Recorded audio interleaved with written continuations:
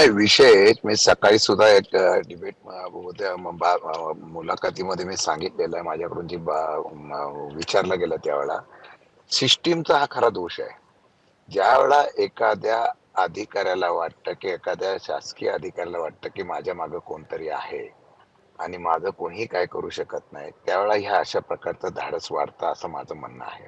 गेल्या काही वर्षापासून या राज्यामध्ये ज्या पद्धतीने पोलीस अधिकारी असतील किंवा प्रशासकीय यंत्रणा असेल त्यांच्यावर ज्या पद्धतीने काम करून घेतलं जातं, त्यावेळेला एक तर त्यांची हतबलता असते किंवा नाईलाजाने सहकार्य करण्याची भूमिका असते किंवा मग त्यांना असं वाटतं की आम्ही काहीतरी करतो, त्याला कोणी काही करणार नाही याची भीती निघून जाते. आज गृह खातं पूर्णपणाने ज्या 2.5-3 वर्षात 4 वर्षामध्ये सत्ता बदल झाला. मी राजकारण बोलत नाही.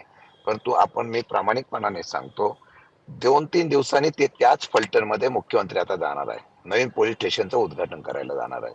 बरेच उद्घाटन आहेत. माझा आता साधा प्रश्न असा आहे, की ही जी घटना घडलेली आहे, त्या घटनेमध्ये त्या मुलीने, त्या तरुणीने डॉक्टर आहेत. एकतर बंजारे समाजाची आहे आणि ती तिथून दुर्गम याच्या काय बोलतात डेव्हलपमेंट नसलेल्या बीड जिल्ह्यातून आलेली आहे आणि तिने स्वतःच्या कर्तृत्वाने डॉक्टर झाल्यानंतर 2 वर्ष ग्रामीण भागामध्ये कोण येत नाही. त्या हं, ग्रामीण भागामध्ये तिने त्या ठिकाणी सेवा केलेली आहे. चांगल्या प्रकारचं काम करते अशा प्रकारचा रिपोर्ट आहे. मग ती आत्महत्या करते. ती आत्महत्या केल्यानंतर ती सुसाईड नोट लिहिते. त्याच्या अगोदर तिने तक्रार केलेली आहे. ही फार गांभीर्याने विषय आहे.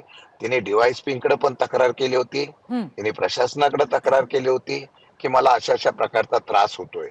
त्याच वेळेला पोलीस डिपार्टमेंटने जर तो विषय गांभीर्याने घेतला असता, तर मला वाटतं त्या तरुणीचा जीव वाचला असता.